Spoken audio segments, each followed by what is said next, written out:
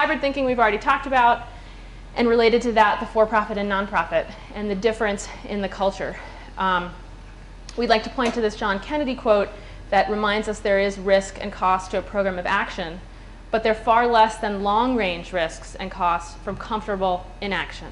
So it's a quote we use to remind people that it may seem scary to make these changes, and they may think it's safe to do nothing, but it's not really. You're making a decision about what to do when you do nothing. And generally, particularly in our situation with K-12 education, doing nothing means you're making sure that millions of kids in this country don't have access to participating successfully in the economy and in our society. Another quote, just to keep you entertained, because listening to me is probably boring. This is from Václav Havel to just, we found it interesting, optimism and hope.